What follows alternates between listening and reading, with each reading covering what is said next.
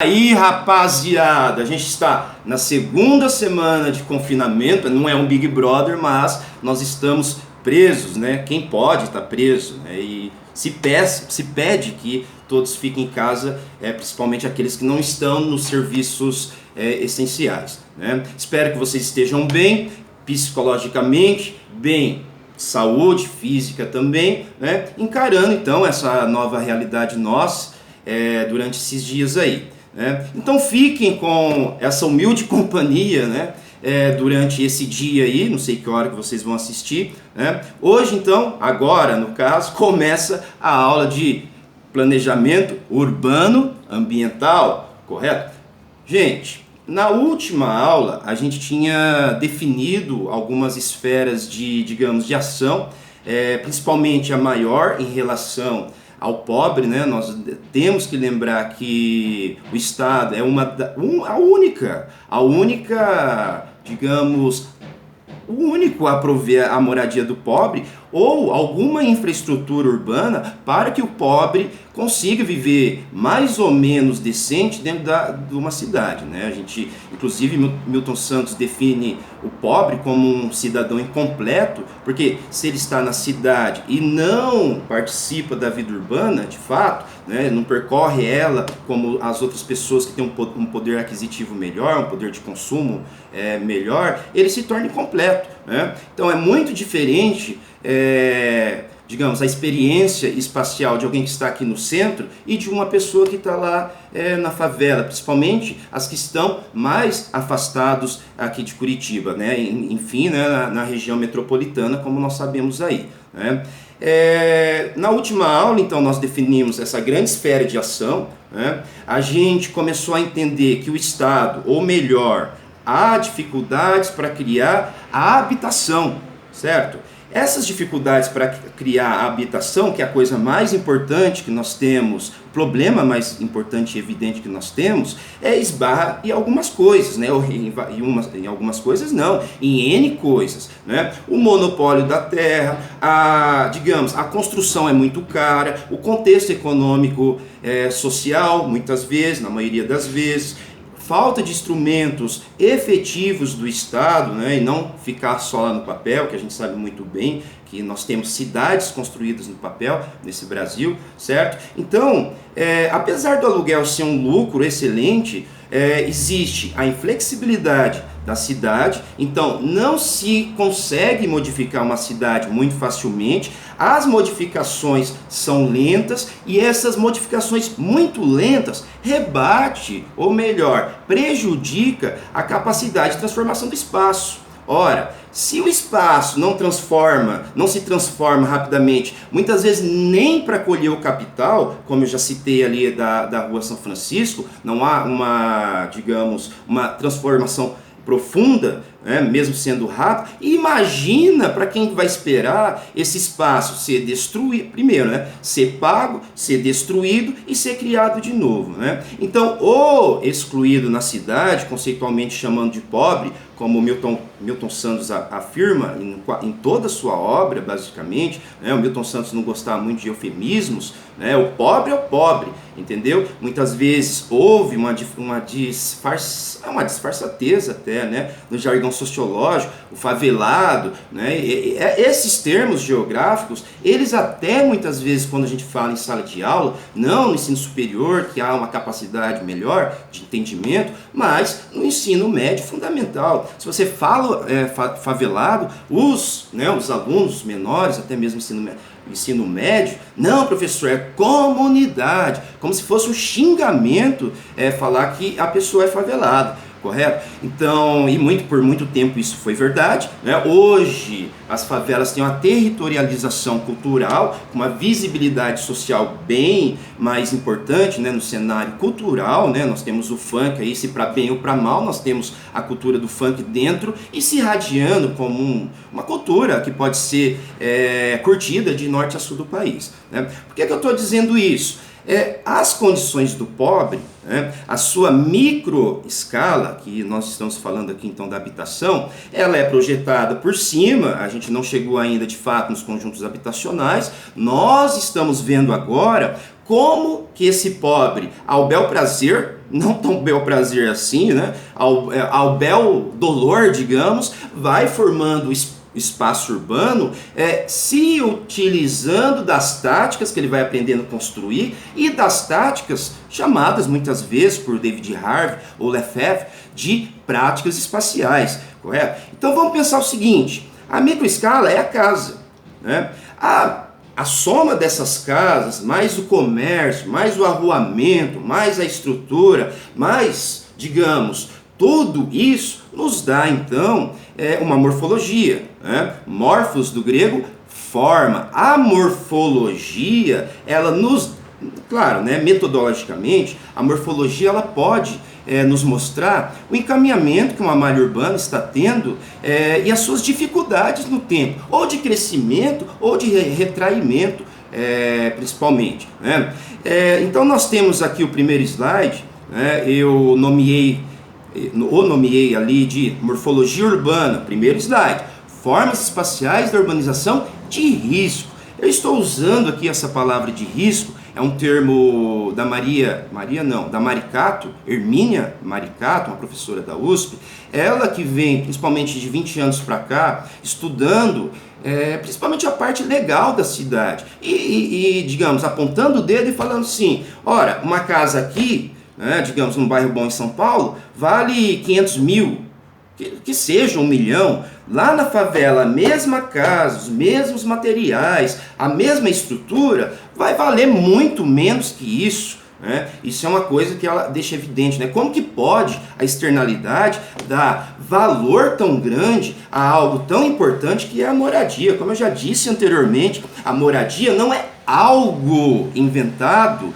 Se mora para viver, não se mora só para consumir, apesar de sê-lo também, correto? Beleza, então ficamos assim nesse primeiro slide, a gente tem uma imagem ali muito bonita, afinal o belo está em praticamente todas as coisas, é só observar, né? A gente tem uma falta de desorganização aí, mas o menino soltando pipa, apesar de tudo, né? Nós temos uma vida urbana efervescente na favela, né?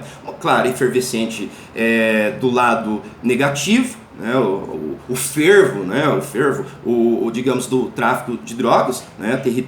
Territorializando espaços que o Estado não territorializou, perdão. Né? Mas temos o lado positivo, né?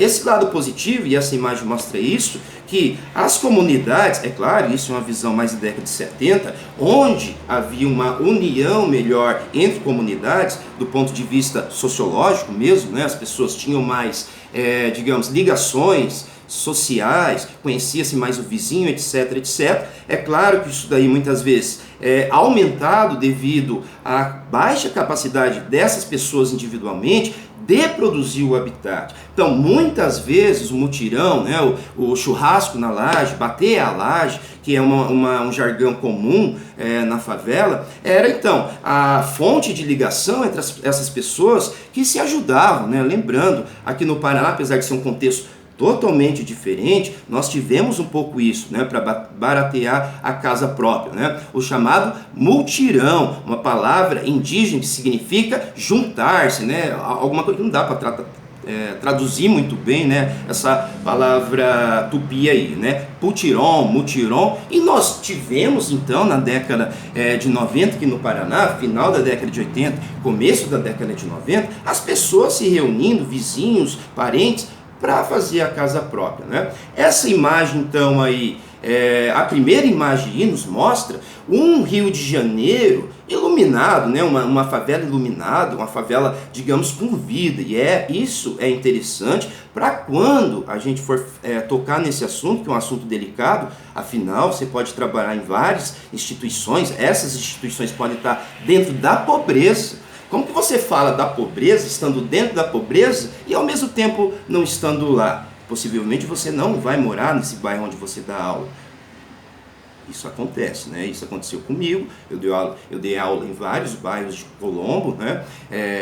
Dei aula próximo à Vila Pinto, então Vila Torres agora, mas dei aula ali também. Dei aula em Monte Castelo, que hoje é o tema dessa aula aqui, né? Parte do tema dessa aula. Então, é um assunto delicado, correto? Então, nós temos que prestar atenção nisso, muitas vezes, né? Prestar atenção para não excluir pensando que está incluindo o aluno, o cidadão. Daí vai, por exemplo, vai de acordo com a sensatez, a ética. Por isso que é muito bom ler filosofia, né? A gente consegue sair dessas amarras, na verdade não, né? Desses novelos complicados da situação humana, né? Ó, na segunda parte, nós temos, no segundo slide, né? Nós temos lá então a palavra morfologia urbana. Morfologia urbana é uma disciplina do urbanismo. Pessoal, eu vou pegar, ó, vocês repararam que eu tomei banho hoje, certo? Até penteei o cabelo.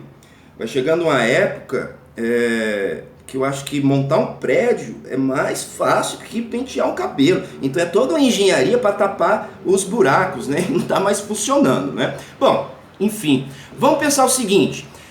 Morfologia urbana é uma disciplina ali parcelar do urbanismo, né? Morfos, forma, logia, estudo. A forma da cidade. Esse slide aí está dividido, né? Nós temos ali uns números de 1 a 3. Esses números é uma maneira de dividir metodologicamente como que a disciplina de parcelar desculpe, tá, gente? Eu dormi muito mal essa noite, muito quente. A morfologia urbana pode ser dividida sistematicamente aí, simplificando, né? Bem simplificadamente. Inclusive, isso daqui eu vou passar em outras aulas quando a gente for trabalhando outros grupos da cidade, sua maneira de produzir ou a sua maneira de controlar o espaço, objetificando aí um planejamento, né?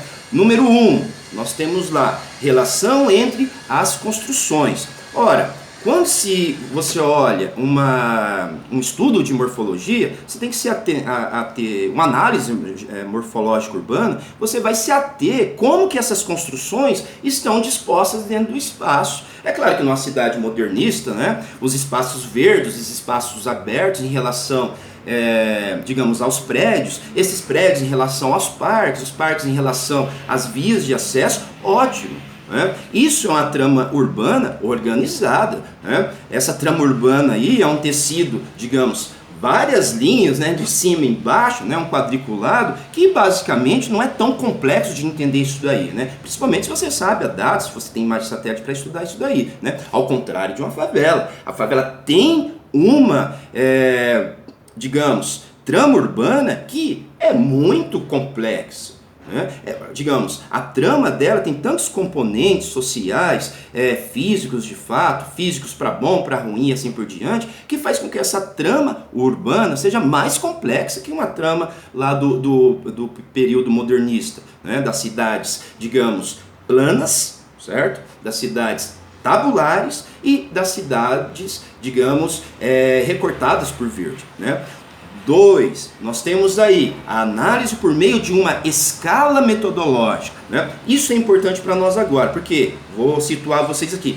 Lá atrás, na última aula, nós ficamos um pouco nessa escala micro, né? A escala vai de micro a macro, é claro, uma escala metodológica. Pode ser uma escala, digamos, de método, né? Uma escala de método, pode ser uma escala metodológica, você analisou uma cidade, você não vai usar uma carta de uma escala muito grande. Então essa escala tem que ser menor para você ter uma ideia no mapa como que essa cidade se comporta, né? Mas aqui eu estou mais frisando a nossa parte método micro. Lá na outra aula eu disse o seguinte: o pobre desculpe, tá, gente? Constrói a sua casa. Nós vimos na Europa como o pobre construía, né, muitas vezes ajudado pelo Estado, já lá na parte industrial. Nós vimos aqui no Brasil, a nossa diretriz era aquela casa própria, no caso o sonho da casa própria, né, muito incutido na cabeça do brasileiro durante o período militar, que a gente tinha horror, hoje tem gente com horror ao socialismo, né? Mas essa microescala nos dá então a casa, né? E a casa nessa microescala da favela, muitas vezes é na mínima, além de micro, ela é mínima dos pontos de atender às necessidades básicas, né? Então, hoje, né, num confinamento como esse, né, se a família inteira, em alguns lugares aí, aqui mesmo em Curitiba, estiver toda em casa, ela não cabe na casa, para vocês terem uma ideia, durante o dia, correto? Então vamos lá, tá? Então, relação entre as construções, a trama, certo? Dois, análise por meio de escala metodológica, a grande escala, uma cidade como Curitiba, a grande escala funciona, é uma região metropolitana, não é um lugar, né? Ou pode ser um lugar também, segundo Milton Santos, mas a macro e a micro escala. Nós estamos saindo hoje, né, na última aula eu cheguei a ter esse assunto, que nós estávamos no micro, na casa, vamos para a macro. Então a macro aqui será o quê?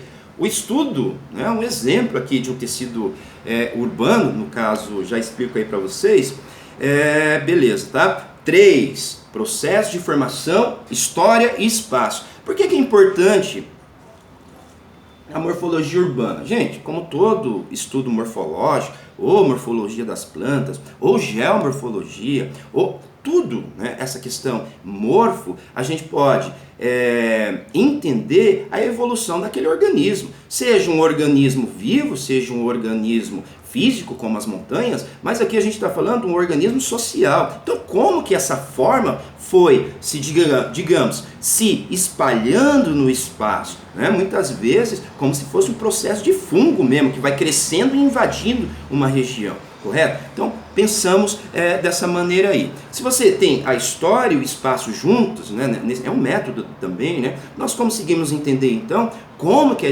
a cidade vem funcionando ao longo do tempo. É um trabalho então interessante para a história da cidade, correto? Para entender a história do tecido urbano, né? Praticamente todo o trabalho ou TCC, ou claro, né, de geografia urbana, de geografia de urbanismo, vai lidar com um pouco da história e dar uma contextualização histórica, como que aquele tecido urbano vem se transformando ao longo do tempo. Então isso é bastante óbvio, né? Olha, então nós vamos entender hoje, lá na última aula, né, vamos lá para o terceiro slide. O terceiro slide, zoom, como eu digo, né? O terceiro slide vai dar um zoom para nós, aos poucos, um zoom que vai mostrar um bairro de Colombo, que eu já trabalhei nesse bairro inclusive, que é o Monte Castelo, correto? Esse bairro, como vocês estão percebendo aí nessa imagem satélite, a gente consegue ver que ele é uma ilha em meio, né? Uma ilha em meio ao mar de ruralidades, né? Ruralidades, digamos, metropolitanas. Muitas vezes aí tem chácaras de produção de hortifruti granjeiros, que chega inclusive aqui para nós na região de Curitiba, é o cinturão verde da cidade que produz isso daí, né? Então é interessante notar que quando a gente imagina uma cidade aqui no Brasil, principalmente se a pessoa não sai da sua cidade, principalmente uma cidade maior, se ela não sai, ela imagina que é tudo consolidado, né? Mas Colombo tem essa característica de ter vários núcleos espalhados, né? A gente tem, se você não conhece, né, poderia, né? Sai da bolha, como eu já disse. Digamos, tem o Alto Maracanã, que é um centro efervescente, né? É claro que a estrutura não condiz com o dinheiro que passa ali, né? É um capital menor, mas ali a gente já começa a ver principalmente problemas de estrutura que refletem na paisagem, né? O Alto Maracanã então tem um centro, digamos, comercial. Os bairros, muitas vezes, que é esse Monte Castelo, fica mais ou menos uns 7 quilômetros do Alto Maracanã, se eu não me engano. Então, esse bairro, né, os produtos, principalmente os mais complexos, pode ser consumido, buscado em Alto Maracanã, que é um bairro aí bastante, digamos, populoso. É um bairro também que a acessibilidade, apesar de não ser perfeita, de não ser ótima, ainda temos vários terminais, o terminal do Maracanã, no Alto Maracanã, e lá perto do Rio Verde, lá embaixo, nós temos o terminal do Guaraituba, inaugurado ali em 2010, né, que melhorou muito digamos, a acessibilidade. O Guaraituba, Maracanã, para chegar aqui, né, o famoso Colombo Ciclo, né, esse Colombo Ciclo, ele vai até o terminal do Maracanã e vai até o SIC, né, digamos, vem do norte e vai para o sul da cidade de Curitiba. Norte, aqui eu consigo ver Colombo e algumas montanhas de Almirante Tamandaré, né? Olha, esse slide aí, lá de 2000, cadê a foto? Ali embaixo, depois eu vou deixar mais visível. O Google, né, eu sei que vocês sabem mexer muitas vezes com a tecnologia melhor que eu, mas aqui eu fiz como se fosse digamos, um vai e volta, né, um bumerangue, como vocês dizem. Então vocês apertem lá o botão para frente e para trás, para vocês, digamos, ver como era essa imagem. Como era? Não, está aí, né? 2004, diz o Google que isso daqui é 2004. Aqui em 2017, né? Aqui está 2017, mas depois quero discutir isso com vocês. E embaixo nós temos a outra imagem já recente, né? De 2020, pelo menos é o que está registrado ali no Google. Então façam um vai e volta para vocês olharem o que foi modificado, né? Algumas coisas se modificaram aí, mas o interessante é que não modificou muito, né? A gente está numa estabilidade, apesar de estabilidade, uma estabilidade na demográfica. As cidades não estão crescendo tanto e as cidades também não estão diminuindo tanto. Então há uma estabilidade na demografia, né? na estrutura demográfica brasileira, principalmente o crescimento dela, certo? O zoom! Para a gente voltar então e entender sociologicamente, a geografia então ela trabalha o espaço definindo, não sejamos fatalistas, né? Como se uma modificação do Estado vai de fato modificar a sociedade. Não é um fatalismo, né? Nem um determinismo. A gente pode dizer que muitos aspectos, né, do espaço faz com que a sociedade se comporte de N maneiras, né? Esses aspectos, digamos, da forma, né, da morfologia influenciar uma sociedade, ela pode ser vista em geografia, né? Olha, nesse slide então, no slide 4 que eu estou analisando aí, claro, aí nós temos uma cidade apartada, né, separada de Colombo, separada muito aqui de Curitiba, no meio, entre aspas, aí do nada, que na verdade é o tecido rural lá, as novas ruralidades, né, lugares que produzem comida no meio praticamente de grandes metrópoles. Perdão, pessoal, tá bem calor, né? Eu coloquei... Todo dia eu falo da minha camisa, né? Certo? Mas hoje eu tomei um banho, né, padrão? A rotina de trabalhar em casa é bem diferente. Aí eu tenho poucas aulas, então eu fico de várzea muitos dias, né? Mas enfim, né? Quem quer saber da minha... Bom, beleza. Essa citação vai lá para o slide número 5. Olha, essa citação nos mostra isso. Como que uma morfologia, como que uma forma, como que uma maneira de urbanização pode influenciar nos grupos sociais inseridos nesses espaços aí, nesses territórios. Eu vou lê-lo, né? Vou lê-lo-ei, acho que não é isso. A diminuição é do Ribeiro, né? Um cara que estuda regiões metropolitanas. A diminuição das possibilidades de estabelecer os laços com pessoas de outras categorias sociais, privando-os do acesso a ativos diferentes do que circulam normalmente no seu entorno, na separação da exposição ao modelo de papel social exitoso, capitalismo. Ele mostra imagem para nós consumir toda hora, a todo momento, mais ainda hoje com o celular, né? O celular produzindo todo momento, né? Já que os pobres vivendo somente com os pobres passam a perder referências sobre as possibilidades de mobilidade social.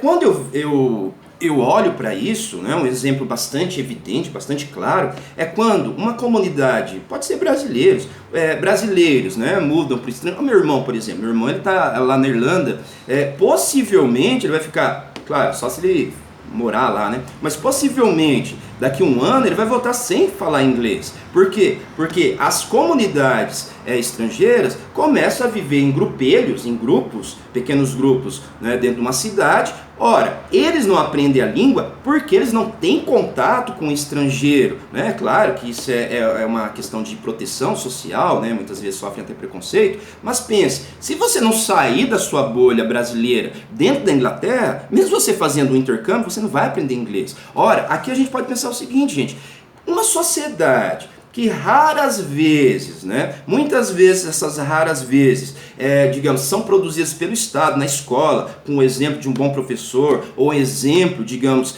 de um professor que chega lá com a condição de vida melhor, ou um adolescente olha que realmente vale a pena estudar. Às vezes só o Estado dá isso, só o Estado não, na maioria das vezes, né, em lugares como esse a gente não pode achar que, claro que pode, né, não é tão determinista assim, mas entre arroz e feijão, e livros, né, numa situação dessa você abraça o saco de arroz, o saco de feijão, normalmente não, né, digamos, como padrão. Né? Então não há como essas pessoas inseridas nesse espaço, muitas vezes, participar da vida, digamos, melhorada, que é a vida urbana, com seus produtos e, na verdade, seu tipo de consumo. Né? É claro que isso não fica, digamos, só nessa superfície. Né?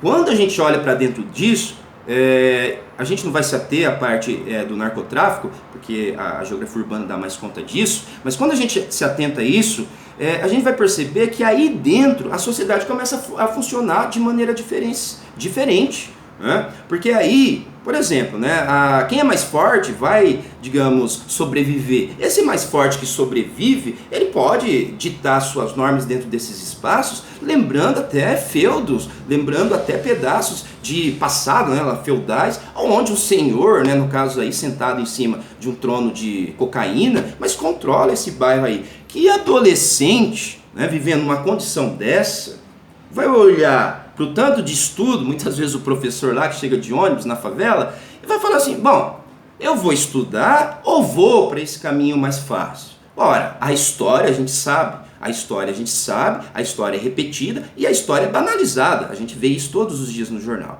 Né? Então pense, é muito difícil, o acesso aí é difícil, fisicamente, materialmente e até mesmo sociologicamente. Né? Vamos sair dessa parte mais sociológica, vamos lá então para a questão mais prática. Né? Então a gente tem ali no slide 6, novamente o bairro, né? Esse bairro, então vamos lá, claro, de novo essa foto é mais recente, eu tô fazendo um zoom para vocês entenderem isso daí melhor. Então vamos lá para 7. A primeira coisa que a gente olha na morfologia urbana aí, a gente está olhando tecido urbano, né?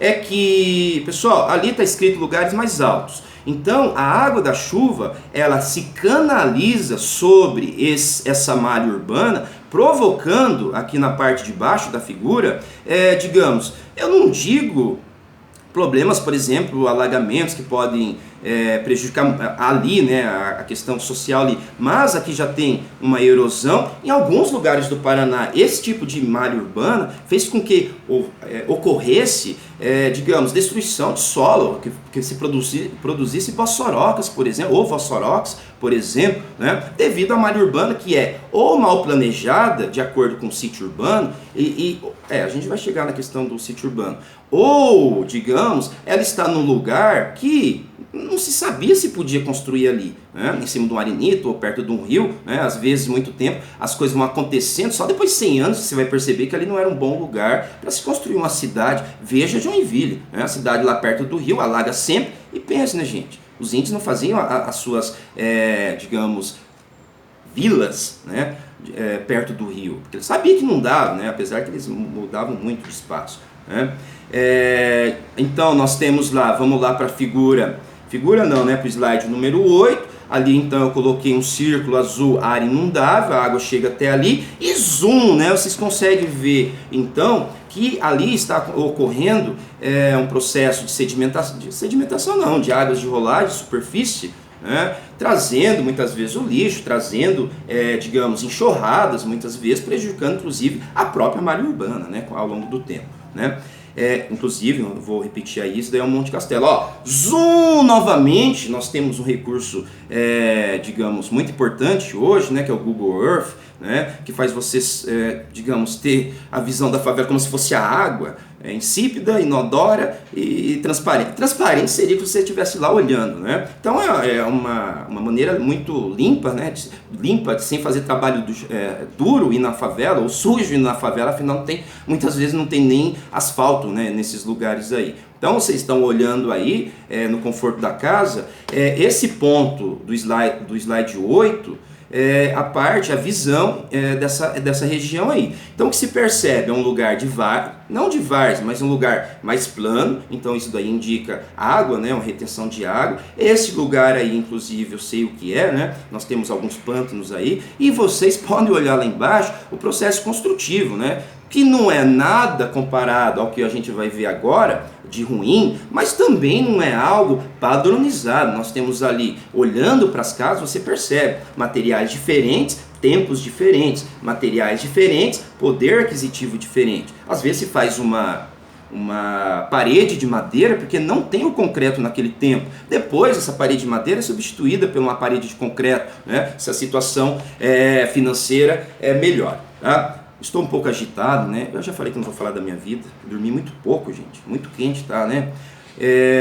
Digamos, vamos lá, esse zoom aí, né? Então a gente vê que aí ocorre como se fosse um canal artificial que leva a água lá para baixo, né? E vocês podem ver, então, no slide 9, que as casas, algumas já sabem disso, né? Já construíram suspensas, né? Com, digamos, um pilatriz, né? Pequeno, né? Digamos, pouco acima do nível do solo, mas lá no fundo vocês conseguem ver que a pessoa já pensa que alaga dentro de casa, né? Ela já deve ter percebido isso, né? A gente então vai ver, a gente viu essa primeira forma urbana, isolada da cidade, mas a favelização ou a precariedade da casa, ela não está somente lá nos arrebaldes da cidade, ela pode ser, aqui em Curitiba acontece isso, nós temos favelas, né, a mais famosa do Parolim, que não dá nem 5 dá uns 5 quilômetros daqui do centro, né? A da Vila Pinto, mais próxima aqui de mim, né? da região central. Então, no slide 10, nós temos aí um ponto preto e vermelho que vai indicar, na verdade, eu coloquei esse ponto para a gente ter até uma nitidez estética mesmo, né? Porque esse ponto é o estádio do Atlético, né? O time aqui da cidade. Esse estádio é um dos mais modernos, né, do Brasil, já era desde 2000. Quando se fez, então, nós tivemos a trágica Copa de 2014, foi isso? Nossa, eu quis esquecer aquela data, né? Eu não sou tão fã de futebol, né, gente, mas é uma vergonha, né? Foi uma vergonha, até lágrimas rolaram da minha cara, né? Porque eu torço na Copa, assisto aqui, né? Assisto o jogo do Atlético e tal, né?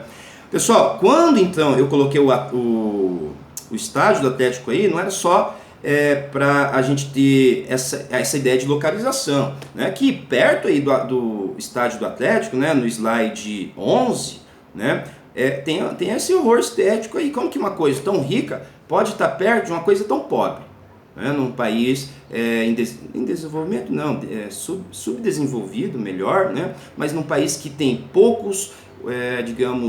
pouca gente morando bem, né? Pouca não, a metade da população mora mal, se a gente pensar bem, é o outro que mora bem, né? Então, ó, zoom, chegamos então numa rua do Parolim. Nós não vamos nos ater a essa questão urbana, micro escala agora, né? A gente só está vendo o aspecto, o lixo, né? Muitas vezes a gente tem também a sociedade desses lugares transformados em uma sociedade de reciclagem. É claro que nós temos que ter isso daí, né? Mas não só isso, né? A gente chegou numa triste também questão estética, né? Que vale para a filosofia, não só da beleza, mas trocava-se comida, e troca-se até hoje, comida por lixo, duas coisas totalmente separadas do mundo. Olha a cadeia me ligando.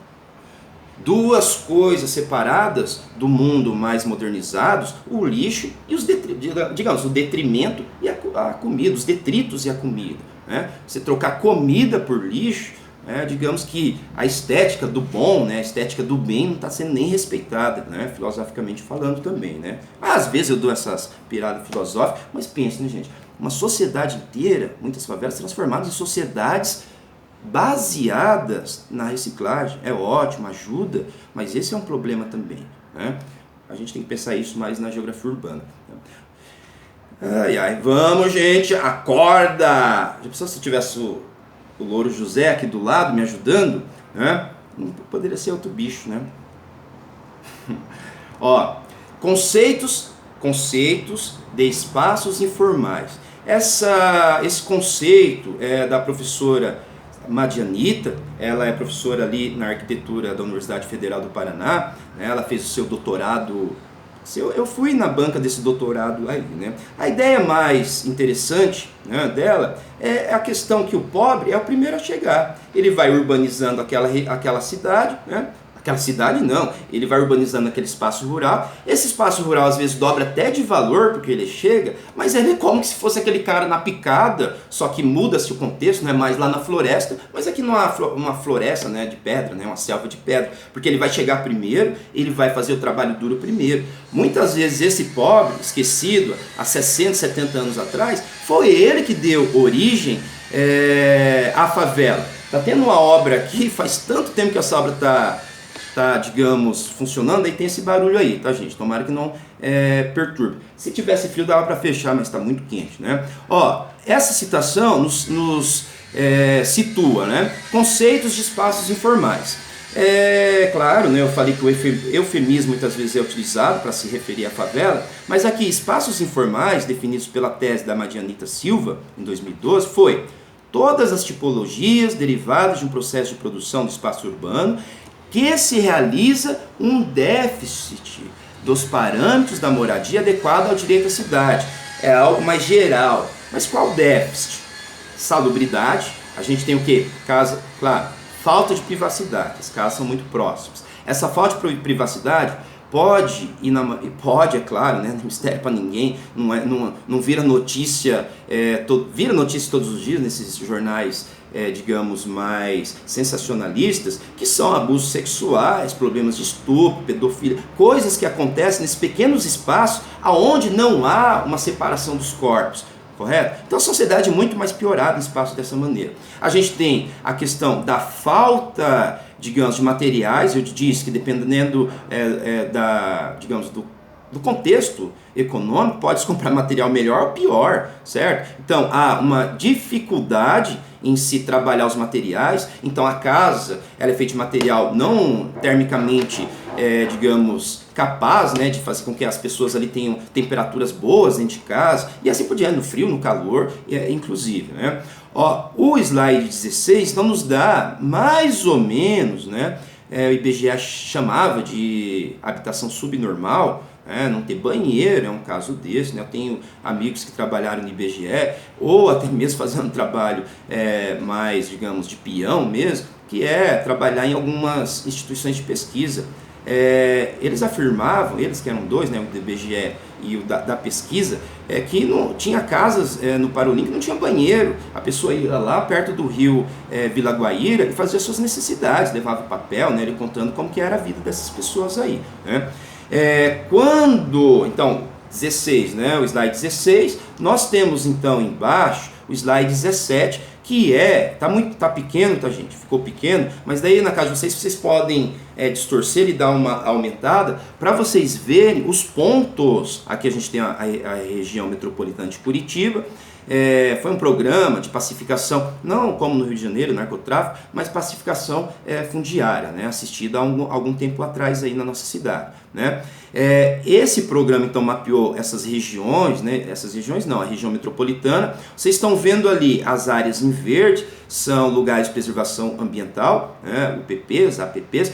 As áreas de Curitiba, que está lá em Curitiba, né, o que parece um coração ali, nem tanto, nós temos então alguns pontos que mostram então esses lugares de aglomeração de casas subnormais, né, de moradia subnormal e, de certa forma, de moradia que não dá para as pessoas viverem decentemente, né? Inclusive ali, se você fazer um zoom, vocês vão ver que perto do centro de Curitiba tem favela que é a do Parolim, né? Olha, então, pessoal, eu já disse para vocês que eu vou ter que dividir as aulas, porque aqui é muito pouco tempo, né? Então, eu vou aqui, daí eu interrompo o momento que eu achar melhor, né? Daí a gente acaba essa aula e possivelmente a gente vai acabar o assunto na outra aula, né? Que é bastante coisa aqui, nesses slides aqui, né? Nós temos lá então, vamos viajar, né? Sem sair do lugar, poderia estar no Rio de Janeiro hoje de verdade, né, gente? A gente tem ali então, no slide 18, uma imagem aérea do Rio de Janeiro, né? A gente tem as ilhas ali, interessante, dá para ver as manchas do assoalho, né, das ilhas, né? Então, há outro zoom, chega então no complexo da favela da Rocinha, né? A gente vê morros bastante arborizados ao norte, né? Algumas trilhas dando a volta na cidade toda. Só um momento, deixa eu passar esse motoqueiro aí, né? Então, nós temos lá, vamos lá para o slide 20, né? É o 20 aqui, 20, né? Então, vamos lá para o slide 21. Então, aqui nesse slide, né, eu quis mostrar que a cidade ela pode ter, então, um sítio, né? A gente chama esse sítio muitas vezes de quadro natural ou quadro da cidade. A cidade se adapta a esse sítio de acordo com a força de maior ou menor modificação da natureza, de acordo com o nível econômico, socioeconômico da sociedade. Mas o que eu quero que vocês percebam, olhando bem ali no centro, que nós temos como se fosse um morro, né? Ele faz mais ou menos isso, no outro slide vai ficar mais evidente. Então, que as casas foram acompanhando mais ou menos, sem saber muitas vezes, as curvas de nível, né? Claro, né? Isso daí é um conhecimento vernacular. Então, lá, para vocês ficarem mais, para ficar mais visível, né? Vai lá, vamos dar um pulo, um pulo nos slides, né? Um pulo, né? No slide 22, né? Tem ali uma barra azul dobrada no meio, que eu estou mostrando a direção da vertente. As vertentes, elas são complicadoras nos espaços urbanos, né? Principalmente espaços urbanos, onde a natureza construída, ela funciona como se fosse a natureza natural, ela vai se enraizando, né? Ela vai se propagando sobre o espaço, correto? Porque eu já disse para vocês, o Estado vai deixando. Isso hoje eu vou reafirmar aqui com um slide, né? Mas por que eu estou falando das vertentes? No nosso caso aqui em Curitiba não é tanto a coisa. A nossa cidade ela tem colinas, né? Nós não temos morros. Essas colinas não oferecem os mesmos riscos lá no Rio de Janeiro. A gente tem mais problema com inundação. Mas pense, olha aí, o slide 22, vamos lá para o 23. O 23, pessoal, eu peguei lá da American Geographical Union, né? União dos Geógrafos Americanos. Eles têm essa parte que estuda a parte de águas, né? Superficiais, etc. Ali nós temos um modelo tridimensional. Esse modelo tridimensional está, digamos, colorido, a ipsiometria ali do mais claro, mais do azul até o marrom, o preto quase, acima do nível do mar, né? A sigla ali em inglês, né? Mas o que eu quero mostrar para vocês, aqui nós temos, né, olhando para cá, né, no caso de vocês também, né? Claro, tá espelhado aqui, mas vamos ver, né? Tem a palavra modelo, tá espelhado, então não vou entender como vai ficar aí, tá? Tem a palavra modelo. Acima da palavra modelo tem a parte verde. Ali é uma vertente plana, ou seja, é plano, então não tem muitos problemas, principalmente problemas de desabamento de morros. Então a água se infiltra mais e nós não temos uma desestabilização do terreno. Nós temos, vamos lá para o outro lado, já a parte colorida que está acima da sigla AGU, lá em cima, está escrito concave e convexa em inglês. Então, concave, côncava, convexa. Pessoal, por quê? A convexa, a água, ela se espalha mais, certo? A côncava, a água, ela, digamos, ela é conduzida e ela vai produzindo ravinas, né? Digamos, vai produzindo veios e pode desestabilizar o terreno. Então, uma vertente côncava, digamos, desculpe, convexa, ela é menos perigosa. A côncava é mais perigosa, né? Olhando esse modelo aí, a gente consegue ver, né? Mas vamos entender o seguinte: isso é o sítio urbano, né? Onde a cidade está sendo formada. O nosso caso aí é mais grave. É onde a cidade ilegal, né, a cidade que está fora da lei para o Estado, está sendo produzida. Então é muito mais perigoso, sabe por quê? Na página não, no slide 24. Pessoal, ali eu coloquei uma definição, né, da Garnier, uma mulher, né, Bejo Garnier, esqueci o primeiro nome dela. É um livro enorme, né? Inclusive é um livro português, então não é fácil achar esse livro aqui. E ela, nesse livro, ótimo esse livro, né? Se você estuda aquele livro, você tem, digamos, muito assunto sobre a geografia mais urbana, né? Que no caso dela é uma pessoa que estuda a geografia urbana. Por que eu estou dizendo isso? Eu coloquei em verde sítio urbano, a natureza, certo? Eu coloquei em vermelho o espaço produzido, né? O espaço produzido, antrópico, né? O ser humano. Né? A superposição da natureza, melhor, né? A sobreposição do espaço produzido sobre a natureza já é, de certa forma, um misto, né? É mais misto quando a gente olha para o caso dos grupos sociais excluídos. Porque pensa o seguinte, né? O sítio urbano é problemático. Se produz ali também um espaço problemático. Né? Então, é uma junção de problemas que faz com que, e eu coloquei ali, haja a formação de digamos, de um ambiente de risco. Esse ambiente de risco, como nós vamos ver também, esse ambiente de risco, ele faz com que haja perda de vidas. Né? Mas o que eu quero frisar bem aqui é que é uma natureza pouco previsível. Por quê? Quanto mais fatores, melhor, né? Quanto mais situações se coloca num sistema, mais dados, isso se torna muito mais complexo. Como que você vai analisar uma realidade urbana que o quadro natural é complexo, né? Vários tipos de vertente, várias inclinações dessas vertentes aí. O quadro natural já não é propício. Mais um espaço produzido que já não é bom, né? Complexo também, para mal, né? Complexo ruim, digamos assim. Então, essas variáveis todas vai nos dar um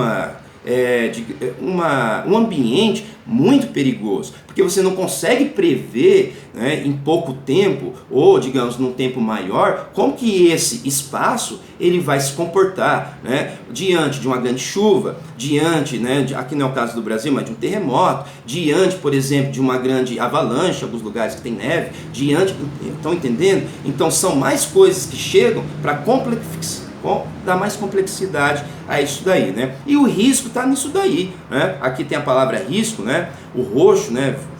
Claro, uma coisa bem visível, né? Verde mais vermelho, roxo. O misto nos dá então essa situação de perigo, certo? Perigo, né? Eu já falei isso para vocês. Quando eu saio de casa, né, dependendo de algum lugar, eu vejo uma probabilidade zero, muitas vezes, em cima da pessoa, em cima de mim, subindo. 0 a 50 chance de morrer, 0.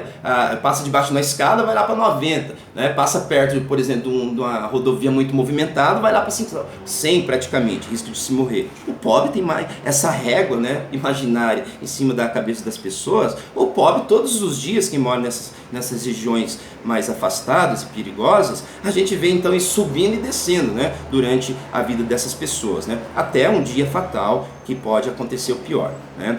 Então nós temos ali a definição de Bigot-Garnier, né, é um livro português, mas ela é francesa, né. Aqui embaixo, uma coisa que eu quero então frisar para vocês aí, né, nós temos uma lei que vai, digamos, tentar prever isso daí. Tentar não, buscar pelo menos prever como que a soma dessas complexidades faz com que esse terreno, faz com que essa realidade seja complexa e não dê para prever o que vai acontecer ali em 1, 2, 3, 10 anos, muito menos. Né? Então, o Estatuto da Cidade, do governo Fernando Henrique Cardoso, de 2001, é uma medida provisória, tenta regulamentar a cidade, principalmente nos dando uma maior capacidade de participação, a comunidade participando mais das diretrizes da cidade, né? Isso mais efetivo ainda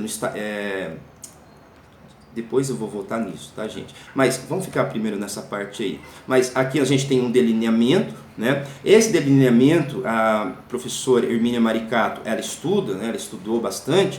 Então ela meio que mostra como que as coisas estão no papel e como que o Estado, que é o único que pode fazer alguma coisa aí, vem deixando a sociedade se enraizar num espaço que não deveria se enraizar, porque o solo ali não aguenta o enraizamento, né? Na primeira chuva, essa sociedade aí pode ser destruída, né?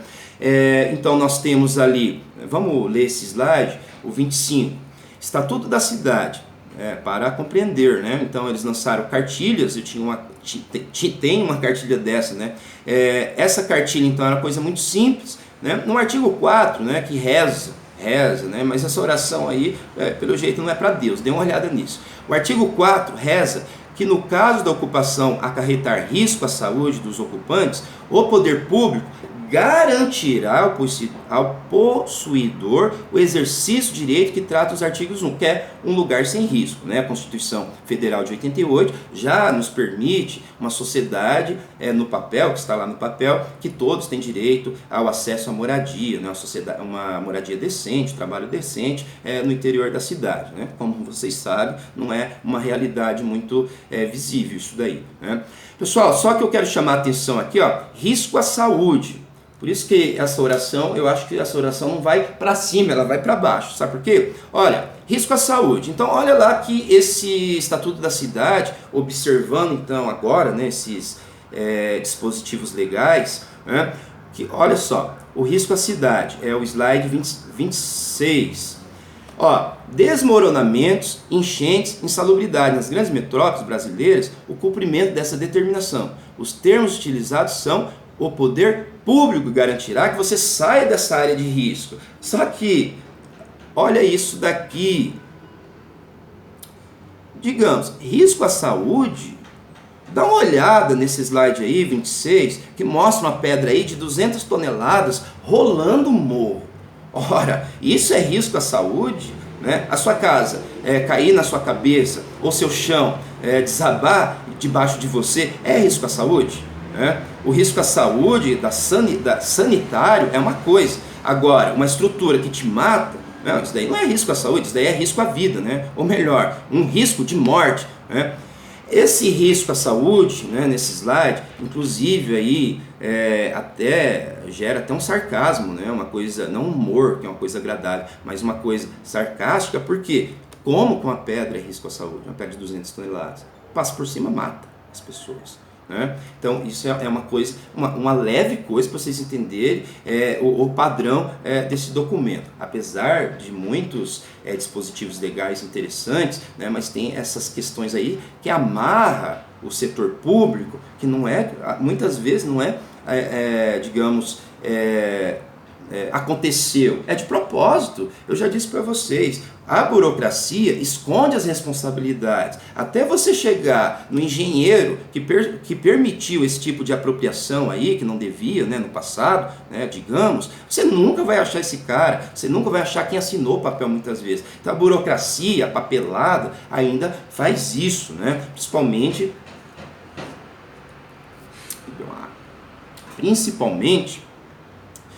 se você depende muito do Estado, né? Que é no caso os grupos sociais excluídos, né? Então vamos lá para o slide 26, né? Hoje está um dia quente também, né? O slide 26, vamos lá para o 27, né? Desculpando-me aí, né? Então pense o seguinte, é uma citação desse livro aqui, hoje eu me organizei um pouco melhor, né? Está espelhado também, do Milton Santos, né? Gente, a teoria, mesmo numa disciplina tão prática como essa, prática em sala de aula, mostrando a realidade física, mas a teoria ela serve para a gente prever dentro da realidade, algumas coisas. Então, mesmo que você, digamos, tenha mais interesse pela geografia física, ou melhor, até mesmo pela geografia urbana, né, que envolve espaço natural, muitas vezes espaço produzido, digamos, uma cultura que está ali por cima. Então você tem que ter uma base metodológica, método, que isso só uma teoria vai nos dar, né? A minha mais utilizada é a do Milton Santos, dependendo do recorte, né? Mas a minha é a mais hamiltoniana, digamos assim. Essa teoria, eu sempre prego as palavras de Milton Santos, né? Um cidadão exemplar, digamos, que militou a vida toda, até o final dela, a favor de espaços melhores para a população. Então, e claro, né, a geografia, ele digamos, da geografia humana, ainda não apareceu alguém com arcabouço teórico para escrever as obras dele, né? Ele deu aula em Sorbonne, ele deu aula em várias escolas francesas ali, principalmente lá na metade do século passado, né? Olha, nós temos então aí essa citação: uma razão pela qual, do Milton Santos, Natureza do Espaço, Uma razão pela qual não se pode prever completamente o resultado da ação vem exatamente do fato de que a ação sempre se dá sobre um meio, combinação complexa e dinâmica que tem o poder de deformar o impacto da ação. Então, muitas vezes, a ação que pode ser vertical, chegando diretamente do governo federal, ou uma ação mais horizontal, que a sociedade ali dá um jeito de modificar esse espaço, ela pode ser piorada, ou, digamos, ela resultar em algo bom devido à combinação de fatores, combinações de fatores sociais, econômicos, geológicos, geomorfológicos, climáticos. Então, quanto mais isso se junta, como eu já disse anteriormente, frisando aqui, pior é a nossa situação de previsibilidade. A ciência tem essa, digamos, uma parte da ciência é prever o futuro. Claro que não é uma previsão, não é igual a mãe de Ná lá na década de 90 que dizia que acertava tudo, mas é uma previsão com probabilidades, né? Hoje em dia nós temos aí, né, sempre voltando, essa coisa que não sai da nossa cabeça, a gente quer que esteja longe do nosso corpo, há modelos matemáticos sendo gerados para reproduzir as probabilidades futuras de propagação desse vírus aí, né? Então nós temos essa questão aí, olha que interessante esse slide, e é teoria, ajuda a gente a entender como que o espaço, digamos, reage às ações humanas, né? Ó, vamos lá para o slide 28, eu vou falar um pouco lentamente. O tempo excedeu ali alguns minutos, né? Mas eu vou me acalmar, né? Espero que vocês estejam calmos, né? Só para assustar vocês aí, como de praxe. 28, né? Olha, deixa eu dar uma olhada aqui no contexto dessa frase aqui, para eu dar uma resumida nela, né? Vamos lá, ó. Hermínia Maricato, né? Ótima ela. Ela estuda mais a metrópole de São Paulo. O estranhamento que a lei suscita ao urbanista é o fato de um núcleo de favela, ora, uma favela não caiu de paraquedas, ninguém foi, claro, não caiu de paraquedas, né? O que se tem aí é se planta uma favela, uma pequena semente, um barraco, essa pequena semente, digamos, essa árvore cresce e nós temos aí uma aglomeração em pouco tempo de casas, né? Isso é mais difícil de se regularizar nos terrenos privados. O Estado, ele consegue fazer uma vigilância sobre os seus terrenos. Então, muitas vezes que a gente tem desapropriação aí, era terreno do Estado que foi invadido. Então, o Estado ele consegue vigiar e consegue muitas vezes interromper esse plantio primeiro aí de favela. Então, ele pode interromper os terrenos privados. Muitas vezes eles estão esperando a sua valorização, um capital fundiário ali esperando uma valorização, que o cara vai vender daqui 10, 15 anos, e isso é muito difícil de controlar, de vigiar, né? Estão perdidos em milhares e milhares de partes da cidade, né? Terrenos baldios, terrenos subutilizados e assim vai, né? Então, o 28 é o seguinte, mas como? Mas você pensa assim, né? Olhando ali pro Monte Castelo. Você, lá naquele slide lá que mostra o Monte Castelo, o bairro de Colombo, você vê que tem a grelha, né, a trama urbana em forma de quadradinhos, daí você pensa assim, olha, isso daí não foi, digamos, natural da natureza construída, né, processo geográfico ali, né, social geográfico. Não, isso daí alguém interviu e quadriculou isso daí em quadras, inclusive bem medidas, né, que vocês conseguem olhar ali. Ora, um pioneiro pobre chegou aí e plantou o primeiro barraco. O Estado, ele foi deixando, muitas vezes esse primeiro barraco veio porque apareceu ali um sítio, uma olaria, muitas vezes, ou pode ser uma pequena indústria, né, fora da cidade, mas apareceu, né? Claro que a estrutura urbana ali, a eletricidade, o encanamento e tal, que vão ser aproveitados como gatos, né, está lá primeiramente, né? Ninguém vive como um primitivo na cidade, né? As pessoas têm, digamos, pelo menos a luz, né, se faz então essas gambiarras aí. Mas pensa o seguinte, como que a gente tem uma estrutura urbana desenhada, ora, gente, o Estado foi deixando. Então, por urbanismo, ele fica horrorizado. Mas, olha lá, urbanista total. Pense, né? O fato de um núcleo de favela ou de loteamento ilegal ser passível de regularização em condições urbanísticas totalmente inadequadas, né? Aqui é o slide 28, tá, gente? Na aula anterior, eu mostrei para vocês o Morro do Bumba, né? Era um lixão aquilo ali. Por baixo daquilo, material prensado, né, de vários tipos de dejetos, né? Dejetos, tanto dejetos físicos, orgânicos e dejetos não orgânicos, plásticos e assim por diante. E a favela apareceu a semente ali, o primeiro barraco, e ela surgiu e ela cresceu em cima do lixão. Ora, a infiltração da água ali não perdoou, né, essa complexidade, digamos, imprevisível. E o morro veio abaixo, né? É claro que eu já falei para vocês, morreu gente. No ano que vem vai morrer gente, né, como dizem por aí, certo? E nada é feito, são só números. É uma triste realidade dos países em desenvolvimento, perdão. Mais ainda em países que têm problemas, não problemas naturais, mas problemas criados em lugares que chove bastante, né, países tropicais. Isso é mais fácil de ocorrer nos verões, né, principalmente aqui no Brasil, que o verão é úmido, né? Ó, 29, né? Pessoal, então eu vou ter que interromper essa aula.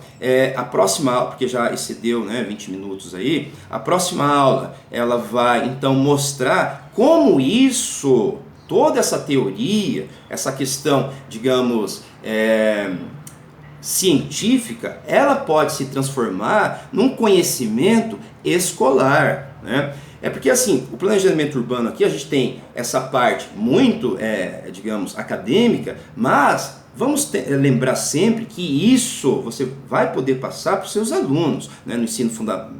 Claro, se você fazer a carreira como eu fiz, né, fundamental, médio, superior e assim por diante, né? Então, transformar isso num conhecimento escolar é uma coisa interessante para a sociedade que vive aí tentar, ao mínimo, entender a sua espacialidade, né? Olha, gente, obrigado, né? Excedi um pouco o tempo, me perdoe. Espero, assustei vocês de novo. Espero que tenha sido agradável. Mais esse encontro nosso, né? Esse encontro, se eu não me engano, é o terceiro, né, encontro. Então, nós ficamos por aqui, reiterando meu pensamento positivo para todos nós, né? Reiterando também que todos estejam bem aí psicologicamente, né, nesse momento, né? Então, obrigado, até mais.